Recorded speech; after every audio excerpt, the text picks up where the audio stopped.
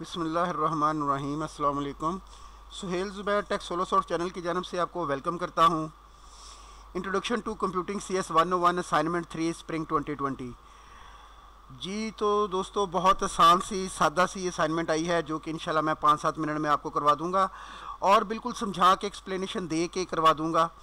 और इंशाल्लाह आपके इसमें 15/15 मतलब 15/15 100% पूरे मार्क्स आ जाएंगे इंशाल्लाह अल्लाह के हुक्म से। अगर आपने चैनल सब्सक्राइब नहीं किया हुआ तो चैनल सब्सक्राइब कर लें, क्योंकि बहुत ज़बरदस्त किस्म के short notes final term mid term यहाँ पे अवेलेबल हैं, उनको आप देख सकते हैं। मेरी प्लेलिस्ट देखेंगे तो वहाँ पे आपको मिलेंगे। मेरे जो पिछले पेपर हुए हैं मैंने सॉल्व किए हुए हैं फाइनल टर्म के, वो वहाँ पे पड़े हुए हैं।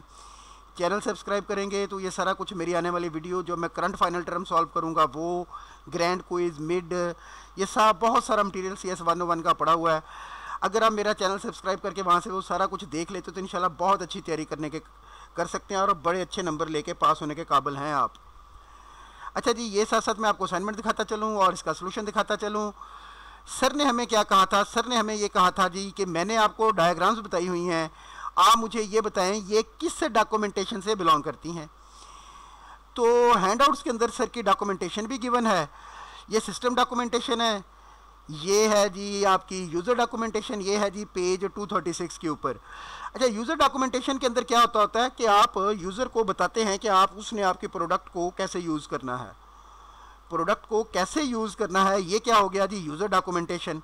उसके फीचर, ये ऐसी चीज़ें जो होती हैं ये यूज़र डॉक्यूमेंटेशन में होती हैं। जैसा कि हमें अब नज़र भी आ रहा है कि इसके अंदर जो ये चीज़ है ये यूज़र डॉक्यूमेंटेशन है।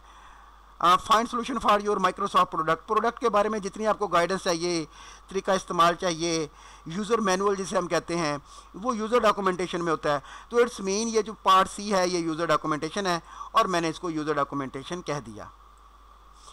अच्छा, उसके बाद पार्ट C की बात की है। पार्ट C यूज़र डॉक्यूमेंटेशन है। ये चीज़ दिखा के मैंने आपको समझाया है। इसका व्यू और बड़ा कर दूँ, ये चीज़ ठीक है। अच्छा, आगे चलते हैं। यह है जी डिप्लॉयमेंट डायग्राम, आप इसे कह सकते हैं SAP front end installation guide. Deployment diagram क्या है जी? ये डिप्लॉयमेंट डायग्राम, इसे आप क्या कहेंगे? डिप्लॉयमेंट डायग्राम कहें। तो अगर ये डिप्लॉयमेंट डायग्राम है तो वो किस में आएगी? वो आएगी जनाब आपके टेक्निकल डॉक्यूमेंटेशन में। अब मैं इसको यहाँ से पढ़ा देता हूँ आपको, मैं पढ़ा देता हूँ आपको ये चीज़। तो टेक्निकल डॉक्यूमेंटेशन में चलते हैं जनाब। The purpose of technical documentation is to describe how a software system should be installed and serviced as registering operating parameters, installing updates and reporting problems back to the software developer. Technical documentation of software is analogous to the documentation provided to the mechanics of the automobile industry.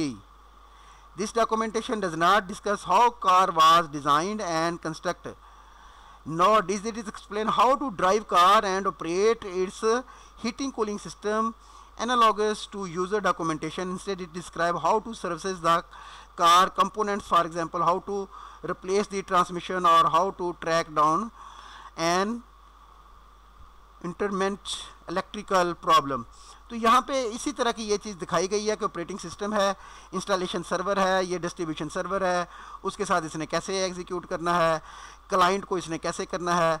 तो ये deployment diagram, ये चीज़ क्या कहलाएगी? आपकी technical documentation कहलाएगी जी। अच्छा, उसके बाद आगे चलते हैं हम। तीसरी चीज़ जो थी वो थी जी आपकी सिस्टम डॉक्यूमेंटेशन। ये क्या है जी? System documentation describe the software internal composition so that software can be maintain later in this life cycle. ठीक है, जिसे हम दूसरे लफ्ज़ों में डिज़ाइन डॉक्यूमेंट भी कहते हैं। तो ये था हमारे पहले क्वेश्चन का सलूशन। पहला जो पार्ट ए है वो क्लास डायग्राम है। तो क्लास डायग्राम होती है सिस्टम डॉक्यूमेंटेशन में। जो पार्ट बी है वो आप कह लें जी डिप्लॉयमेंट डायग्राम है, तो वो होती है टेक्निकल डॉक्यूमेंटेशन में। पार्ट सी जो है यूज़र डॉक्यूमेंटेशन, वो यूज़र मैनुअल होता है, तो वो यूज़र डॉक्यूमेंटेशन के ज़ुमरे में आता है। अब आगे आ जाएं जी क्यूरीज की तरफ। सर कह रहे हैं write a query to select the department with 5 vacancies from the department table. Department table, ये मैं टेबल दिखाता चलूँ आपको, मैं ऐसे कर लूँ, सामने सामने आ जाए। ये आ गया जी डिपार्टमेंट टेबल, दिखा देता हूँ मैं आपको। ये है जी डिपार्टमेंट टेबल। ये टेबल सामने रखना है, बहुत आसान सी क्यूरीज हैं, बहुत आसान सी। टेबल मैंने सामने रख लिया, सर की क्यूरी पढ़ लेते हैं। Write a query to select the departments, वो डिपार्टमेंट सेलेक्ट करो जिसमें 5 वैकेंसीज हों डिपार्टमेंट के टेबल से। मैंने सिंपल लिखा सिलेक्ट डिपार्टमेंट नेम, तो यहाँ पे दिखाता चलूँ, ये देखें department name IT so on. तो वैकेंसीज कहाँ पे हैं? 5, जिसकी 5 हैं वो दिखा दो। तो मैंने बड़ी सादा सी क्यूरी लिखी, select department name from departments where vacancies equal to 5। अगर यहाँ पे डिजिट होगा तो डबल कोट्स की जरूरत नहीं है, अगर कोई स्ट्रिंग आएगी तो डबल कोट्स देने हैं। Write a query to select the candidate with the degree of BSIT from the candidate table. Candidate table में से वो कैंडिडेट सेलेक्ट करो जिसकी डिग्री BSIT है। तो ये है जी हमारा कैंडिडेट टेबल। तो ये BSIT 1 1 1 1 2, तो 2 हैं जी ये। तो क्यूरी बड़ी आसान सी, क्या जी, सिलेक्ट स्टैरिक फ्रॉम कैंडिडेट्स, तमाम के तमाम, सिलेक्ट स्टैरिक का मतलब है तमाम कॉलम सेलेक्ट करने हैं। Select asterisk from candidates where degree equal to BSIT, ये एक स्ट्रिंग है, कैरेक्टर्स हैं, इसलिए इसे मैंने डबल कोट्स में लिख दिया। Write a query to show all the candidates with no experience from the table candidates. वो कह रहे हैं कि कैंडिडेट के टेबल से उन एक्सपीरियंस को सिलेक्ट करें जिनका एक्सपीरियंस 0 है। देख आते हैं, ये देखें जी कैंडिडेट का टेबल, इसके अंदर ये एक्सपीरियंस 0, ये 0, सो ऑन। तो जब सिलेक्ट स्टैरिक का मतलब होता है, उसका मतलब है आउटपुट आएगी उसमें candidate ID, first name, last name, city, age, degree, experience, सारा कुछ ही आ रहा होगा।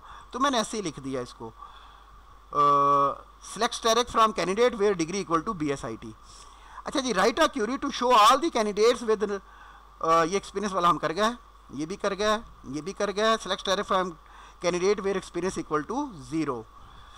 अच्छा जी, write a query to identify all the post offered in Lahore from column location in the department table. क्या जी, राइट अ क्यूरी, क्यूरी लिखे identify all the post offered in Lahore, जो कि लाहौर में ऑफर होने वाली पोस्ट बता रही हूँ फ्रॉम दी लोकेशन। अच्छा, यहाँ से समझा देता हूँ दोबारा से। वो कह रहे हैं लाहौर लोकेशन, जहाँ पे लाहौर की लोकेशन शो हो रही है, वो बताएं जॉब टाइटल कौन कौन से हैं। अच्छा, थोड़ी सी एम्बिग्विटी लगी मुझे इसके अंदर, तो मैंने दोनों तरह से लिख दी।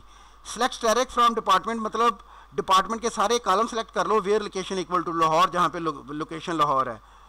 दूसरी मैंने की सिलेक्ट जॉब टाइटल, सिर्फ इस चीज़ को मद्देनजर रखते हुए identify all the post, post तो यही होती हैं, जॉब टाइटल ही, तो इसलिए मैंने दोनों ही लिख दिए हैं। Select job title from departments where location equal to Lahore, तो मैंने दोनों तरीकों से लिख दी। उसके बाद write a query to display all the information under department name. अब वहाँ पे क्लियर कट बता रहा है डिपार्टमेंट नेम सेलेक्ट करना है एंड जॉब टाइटल सेलेक्ट करना है फ्रॉम द डिपार्टमेंट टेबल। तो मैंने कहा सिलेक्ट डेप्थ नेम। अच्छा, ये ध्यान रखना है आपने, जो टेबल का नाम होगा, कॉलम होगा, वो ही लिखना है, नहीं तो नंबर नहीं मिलेंगे। ये ऐसे जिस तरह उन्होंने लिखा वैसे ही आपने लिखना है। Select department name comma job title from departments. अब इसमें वेयर क्लास नहीं आना, क्योंकि उसने कोई शर्त नहीं रखी, उसने कहा सिर्फ डिपार्टमेंट नेम और जॉब टाइटल दिखा दें जब डिपार्टमेंट के टेबल में से। तो जब क्यूरी रन होगी तो ये सिर्फ 2 ही चीज़ें आ रही होंगी, ये 2 आपको कॉलम नज़र आ रहे होंगे। मेरी 403 की वीडियोस देखेंगे अभी आप आगे आने वाले दिनों में, अभी आप 101 में हैं, बड़ी अच्छी वीडियोस बनी पड़ी हैं आप लोगों के लिए, चैनल सब्सक्राइब कर लें। अच्छा जी, उसके बाद आगे चलते हैं।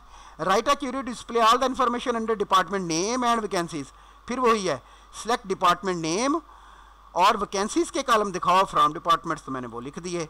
तो ये थी जी आपकी टोटल असाइनमेंट्स, ये पूरी हो गई। चैनल को सब्सक्राइब करें, लाइक करें और वीडियो को शेयर करें। अगर आपको लगे कहीं पे कोई गलती है, कोई बात है, तो मुझे कमेंट्स में बताएं, उसको ठीक भी कर सकते हैं हम। ये मैंने अपना पॉइंट ऑफ व्यू बेहतरीन किस्म का आपको दे के समझा भी दिया। थैंक यू वेरी मच जी, अल्लाह हाफिज़।